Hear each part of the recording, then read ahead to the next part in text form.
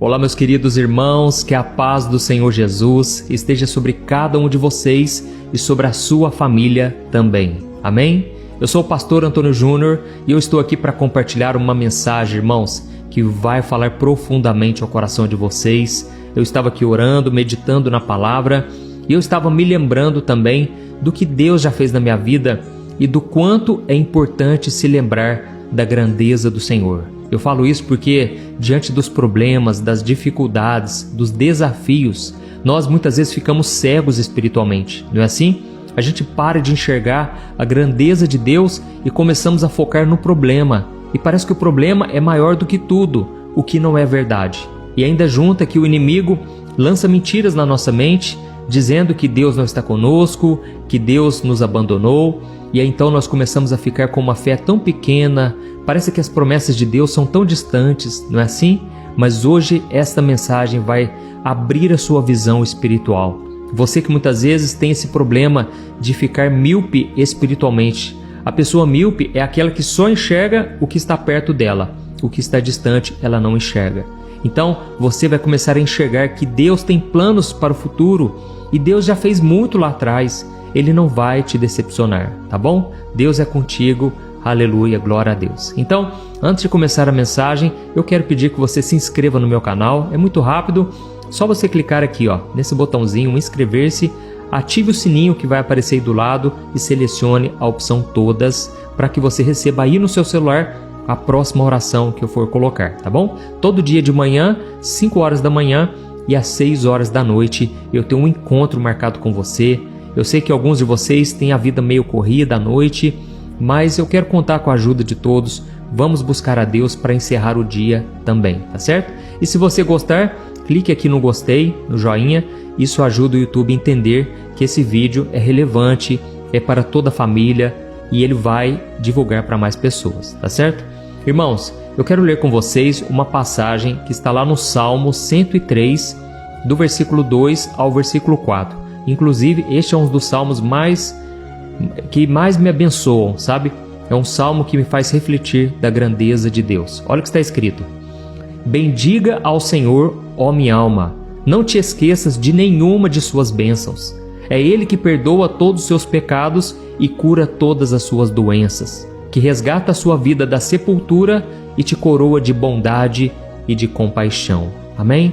Aqui está dizendo que nós não podemos deixar de se lembrar das bênçãos de Deus. Não podemos esquecer de nada do que Deus já fez. E ontem à noite mesmo, eu estava lá na cama com a minha esposa e com os nossos 2 filhos, e nós estávamos ali lembrando de como que foi a gravidez da minha esposa, quando a gente viu a notícia de que ela estava grávida, quando a gente soube que viria a Lorena e depois viria o Daniel, e a gente começou a se lembrar de quantas coisas boas Deus foi fazendo, sabe? O nosso coração se encheu de gratidão e ao mesmo tempo me veio um temor no coração muito grande. E eu comecei a orar: Senhor, nunca me deixe esquecer de tudo que o Senhor já fez na minha vida. Nunca me deixe perder a minha fé, começar a olhar somente as circunstâncias. Sabe, muitas vezes, irmãos, nós temos a visão limitada justamente por isso. Nós não enxergamos a longo prazo, sabe? Olha para trás, quantas coisas Deus já fez, quantos livramentos, quantos momentos que Deus te trouxe uma palavra exatamente na hora que você estava precisando. Irmãos, eu já ouvi muitos testemunhos de pessoas que, durante a fase da pandemia, Deus falou muito com elas através das orações, através das mensagens.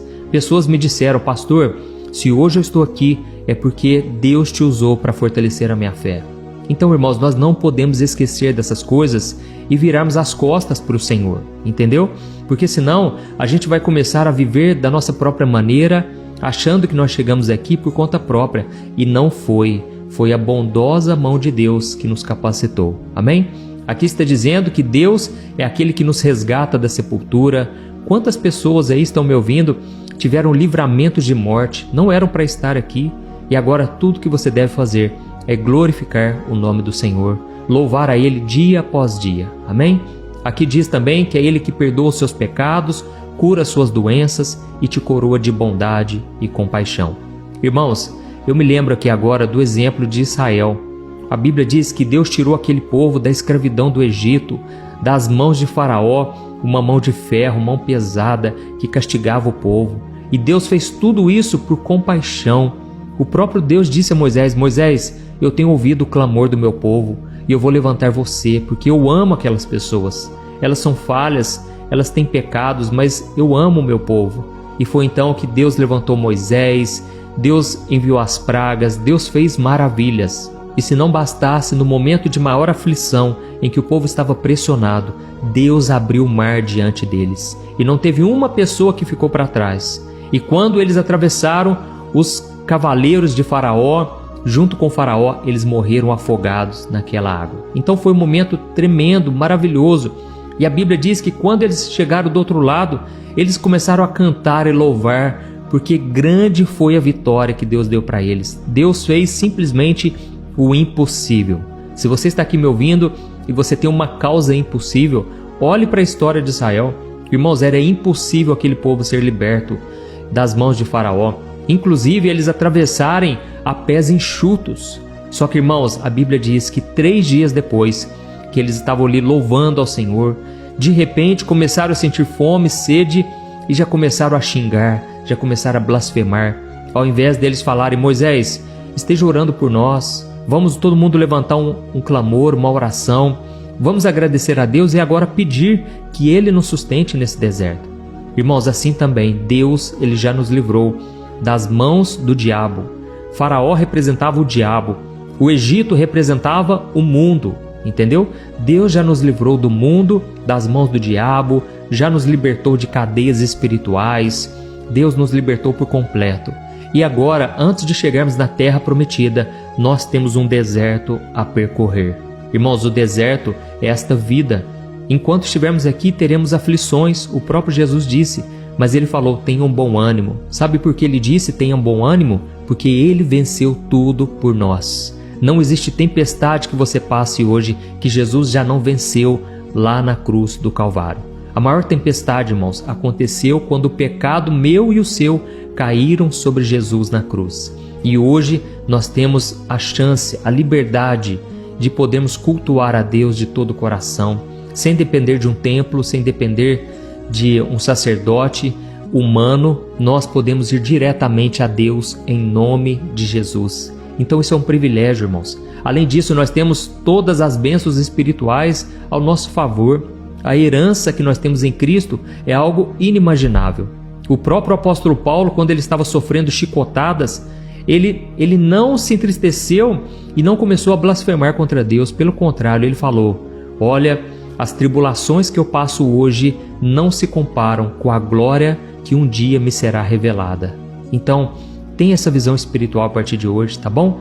Não volte-se para o pecado, não dê as costas para Deus. Ele te ama muito e Ele espera de você hoje. O que Deus colocou no meu coração para compartilhar com você hoje é gratidão. Seja grato e ao mesmo tempo reconheça a bondosa mão do Senhor. Amém? Lá em Provérbios capítulo 3 diz o seguinte: reconheça o Senhor em todos os seus caminhos e Ele vai endireitar cada um deles. Aleluia, eu amo essa passagem porque muitas vezes eu preciso que Deus endireite os meus caminhos, que Deus traga luz aonde existe escuridão, que Deus me capacite e abençoe o meu caminho. E aí eu me lembro disso, eu só preciso reconhecer que Deus é bom, que Deus está comigo. Glória a Deus. Então nós vamos orar, mas antes eu quero ler só uma passagem para você entender como que foi o esquecimento do povo de Israel. Lá em Êxodo capítulo 32, o versículo 1 ao versículo 4. Olha o que está escrito: ao ver que Moisés demorava a descer do monte, o povo se juntou ao redor de Arão e disse: façam para nós deuses que nos conduzam, pois esse Moisés que nos tirou do Egito, nós não sabemos o que lhe aconteceu. Respondeu Arão: tire então os brincos de ouro das suas mulheres, dos seus filhos e filhas, e traga-nos para mim. Todos tiraram os seus brincos de ouro e levaram a Arão. Ele os fundiu, transformando tudo num ídolo, dando-lhe a forma de um bezerro. Então disseram: eis aí os nossos deuses, ó Israel. Esses deuses foram quem nos tiraram do Egito. Olha isso, irmãos. Olha que cegueira espiritual. Olha que blasfêmia contra Deus. Eles chegaram para Arão, que era o irmão de Moisés, e disseram: Moisés já está 40 dias nesse monte, Sabe-se lá o que aconteceu com ele. Moisés nos abandonou, Deus nos